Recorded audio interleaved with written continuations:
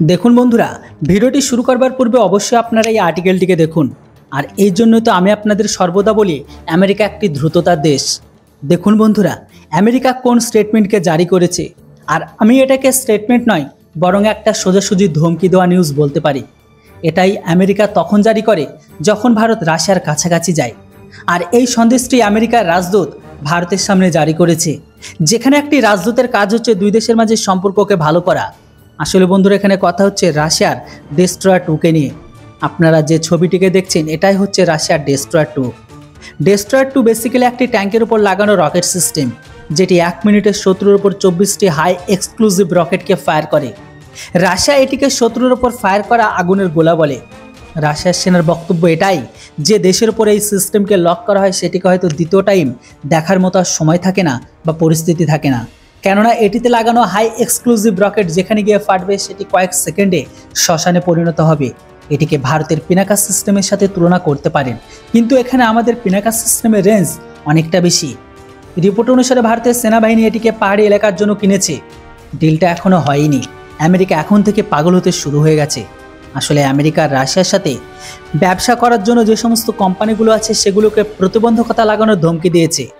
ভারতে অবস্থিত আমেরিকার রাজদূত তিনি নিজেই বলেছে যে রাশিয়ার খিলাফ লাগানো বৈশ্বিক প্রতিবন্ধকতা উল্লঙ্ঘন করলেই ইউরোপ, আমেরিকা বা ভারতের যে কোনো কোম্পানিকে ইউরোপ, আমেরিকা গোটা বিশ্বে অবস্থিত তাদের সহযোগী দেশের সাথে ব্যবসা করতে সমস্যা হবে ভারতের। যদি আপনারা রাশিয়ার সাথে কোনো ডিলকে করেন তবেই। রাশিয়ার সাথে ডিল করার আগে এর ওপর পরিণাম সম্পর্কে অবশ্যই ভারতের ভাবতে হবে। আমেরিকা রাজদূত সম্পর্কে বক্তব্য এটাই আছে, আমেরিকা প্রতিবাদ ভারতকে মাফ করে দেয়, কিন্তু এবার আর কোনো ক্ষমা নেই।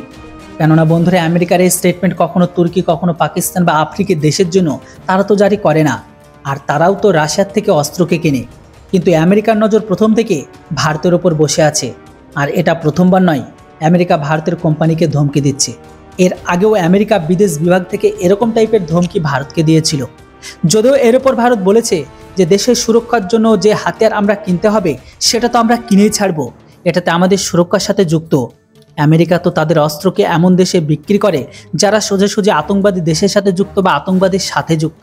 তাহলে আমরা কেন কিনবো না? আমাদের প্রয়োজনীয়তা বিশ্বের জন্য বিপদ, আর আমেরিকার প্রয়োজনীয়তা বিশ্বের জন্য কি শান্তির হিসাবে কাজ করছে? ভারতের বক্তব্য এটাও যে রাশিয়ার ইউক্রেনের যুদ্ধ একদিকে, অপরদিকে আমাদের আর রাশিয়ার অস্ত্রের ডিল আরেকদিকে, যেটির উপর অত্যাচার করা কোনো কথাই হয় না।